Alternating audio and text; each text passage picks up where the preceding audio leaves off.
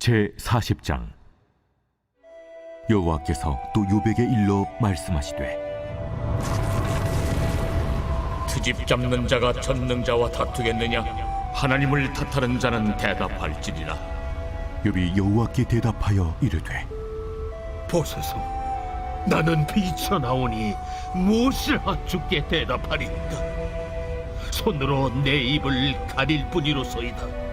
내가 한번 말하여 싸운 적 다시는 더 대답하지 아니하겠나이다.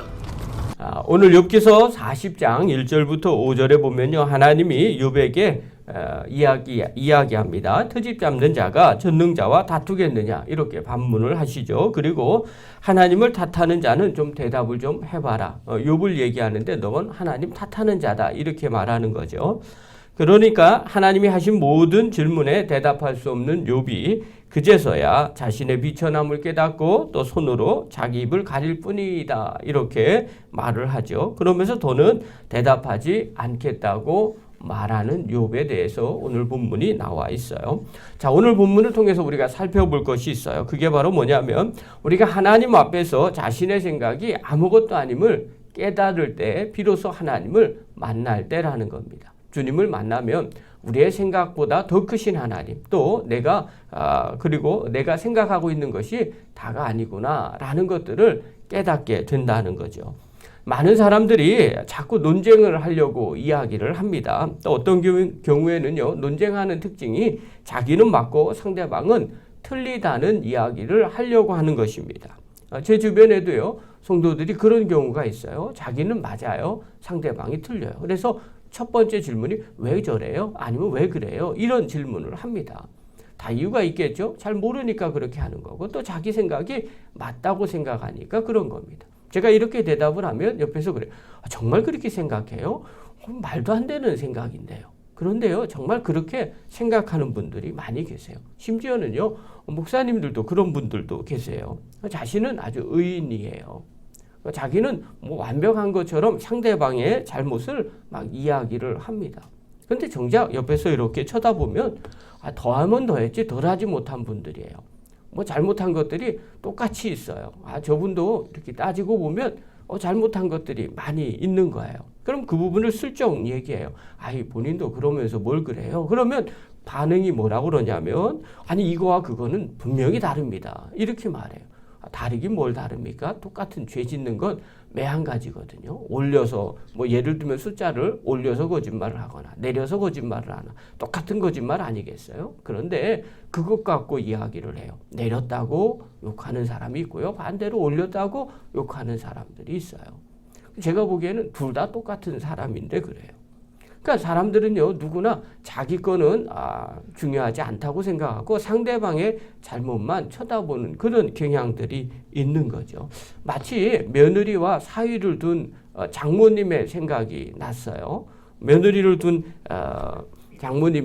어머님은 어떻게 생각을 하냐면요, 우리 아들이 설거지도 하지 않고 잘 며느리한테 대접을 받기를 바라는 거죠. 또 사위집에 가면 어떻게 돼요? 우리 딸이 아무 일도 안 하고 사위한테 잘 대접을 받기를 원합니다. 그래서 만약에 아들이 설거지를 하면요, 이렇게 별로 안 좋다고 이야기하고요, 반대로요, 사위가 설거지를 하면 너무 좋다고 이야기를 한다는 거예요. 뭐가 정답이겠어요? 또 어느 게 맞는 일입니까? 그때 다르는 거죠. 그게 사람의 모습이라는 거예요. 여러분, 우리가 이때 어떻게 생각을 해야 될까요? 정말 중요한 거죠. 내 생각이 다가 아니라는 걸 늘 마음 가운데 새기셔야 됩니다. 오늘 욥의 모습을 보십시오. 자신이 무슨 잘못을 저질렀는가? 여태까지 쭉 나왔잖아요. 한번 하나님 따져봅시다. 도대체 왜 나에게 이렇게 힘들고 어렵게 합니까? 이렇게 말했던 욥이에요. 그런 욥에게 하나님이 나타나셔서 한번 그래 논쟁해보자, 말해보자, 그러면서 천지를 창조하시고 모든 섭리를 주관하시는 법들을 설명했어요. 그러면서 욥을 몰아칩니다. 그리고 하나님이 욥에게 이렇게 오늘 질문을 해요. 2절 한번 보십시오. 2절 읽겠습니다. 시작. 트집 잡는 자가 전능자와 다투겠느냐? 하나님을 탓하는 자는 대답할지니라. 자, 이 2절은요, 세 번역으로 이렇게 번역되어 있어요. 전능한 하나님과 다투는 욥아. 그러니까 욥을 얘기하기, 너 전능한 하나님과 다툰다? 이렇게 표현하는 거죠. 그러면서 내가 나를 꾸짖을 셈이냐, 내가 나를 비난하니 어디 한번 대답이나 한번 해봐라.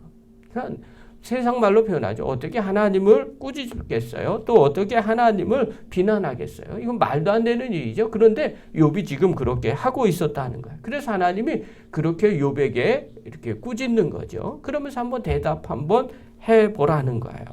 자, 이때 욥이 어떻게 해요? 4절 한번 보십시오. 4절입니다. 읽겠습니다. 시작. 보소서 나는 비쳐나오니 무엇이라 주께 대답하리까? 손으로 내 입을 가릴 뿐이로소이다. 뭐라 그래요? 나는 비천한 사람입니다. 제가 뭐라고 감히 하나님 앞에 대답할 수 있습니까? 다만 이제 손으로 입을 가리겠습니다. 이 얘기는 뭐예요? 내가 말한 거 정말 철없이 이야기한 겁니다. 잘못했습니다. 더 이상 말하지 않겠습니다. 자, 이렇게 이야기하는 근간이 있죠. 그게 바로 뭐냐면 내가 비천한 사람이라는 걸 깨달았다는 겁니다. 여러분, 우리는요, 자꾸 우리가 대단한 사람이고 절대자인 것처럼 생각을 해요. 그래서 내가 다 판단하고 내 생각에 맞다고 생각을 합니다. 심지어는요, 하나님도 내가 바꾸려고 생각을 해요. 우리가 신앙생활 할 때 때로는 원망하고 불평하는 그런 사람들이 있어요. 또 우리도 나도 저도 그런 때가 있었고요. 또 가끔씩 그럴 때가 있어요. 자, 그렇다면 이 원망과 불평의 이면에는 무엇이 있을까요? 왜 원망하고 왜 불평할까요? 우리의 생각이 내가 생각하기에 뭔가 불합리한 것처럼 보여지는 거예요. 내가 생각하기에 뭔가 잘못된 것처럼 느껴진다고 판단했기 때문에 그런 겁니다. 여러분, 판단이 들어가지 않으면요, 원망하고 불평하지 않습니다. 내가 불합리하다고 느껴지지 않으면요, 절대로 원망하고 불평하지 않습니다. 여러분, 욥이 지금 왜 원망했을까요? 왜 지금 불평하고 있었을까요? 자기의 생각에 하나님이 지금 잘못하고 계신 것처럼 보입니다. 나처럼 이렇게 의인으로 살았는데 내게 이런 시험과 환난이 닥친다는 건 말이 되지 않는다고 생각을 한 겁니다. 이것이 원망과 불평 이면에 들어있는 생각이에요.